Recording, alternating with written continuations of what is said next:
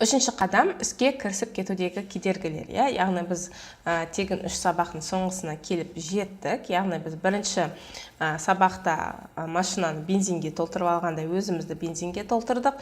Кейін біз қайда барамыз деген сұраққа жауап алдық. Яғни қай қалаға немесе сол қаланың аясында қай нақты жерге барамыз деген секілді соңғы маршрутты белгілеген кезде, жаңа біз тугис немесе басқа да бір карталармен қолданған кезде бір жаққа баратын болсақ, міндетті түрде соңғы Б точкасын жазамыз ғой.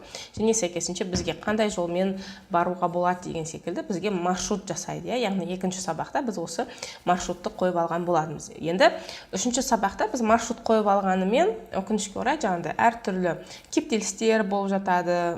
Біреулер аварияға соғылысып жатады, машинаны ұрып алып, немесе бір жолдар жауып тастайды деген секілді біздің белгілі бір мақсатқа жетуіміз үшін әртүрлі кедергілер алдымызда ұстап тұрады. Сол үшін де біз іске кіріскіміз келмейді. Бұл үшін не істеуіміз керек? Негізінен бір мақсатқа жете алмауымыздың өте күшті бір мысалы ретінде осы видеоны сіздерге көрсеткім келіп отыр. Бірге тамашалайық,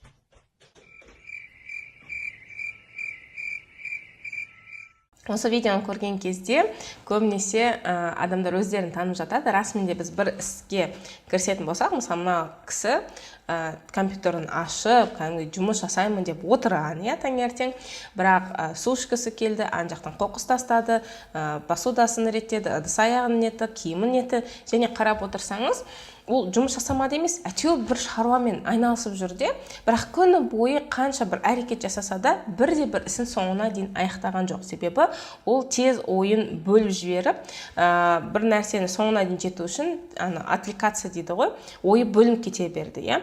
Тура сол сияқты бізде адамдар мақсат бір әрекетке жеткісі келеді. Сізге де таныс шығар, болды, мен қазір жұмыс жасаймын.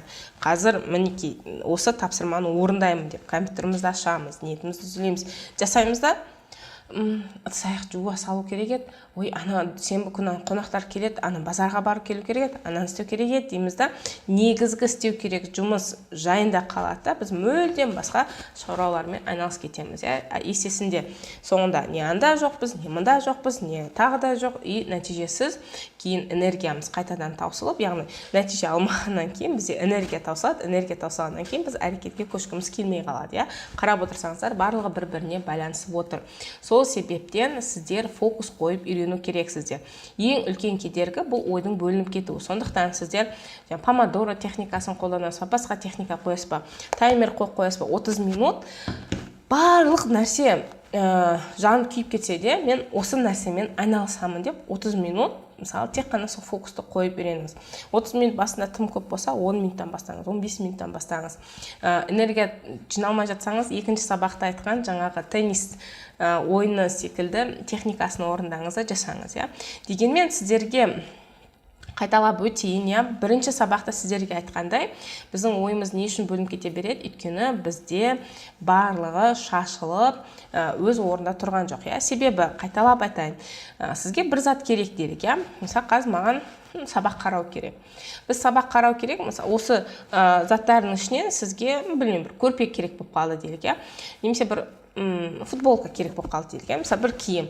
Сіз оны шкафтан табу үшін не істейсіз? Бүкіл ақпарат қайтадан қарап шығу керексіз да, ана жақтың барлығын. Ананы аласыз, ой, мынау жастық екен. Ой, мынау ұлы емес екен. Ой, мынау емес екен. Және де осылай кіріп шығып, анау заттың қай жақта тұрған, ол не үшін бізге керек? Керек бе жалпы? Яғни көп сұрақтар жауапсыз қалғаннан кейін бүкіл нәрсе сіздің энергияңызды, сіздің уақытыңызды да барлығын алып қояды. Ең соңында біз нәтиже көрмегеннен кейін не істейміз? Яғни уақытымызды кетірген біз білеміз уақыт кетіп жатқан, бірақ нәтиже көрмегеннен кейін не істейміз? Ой, мен жалқаумын.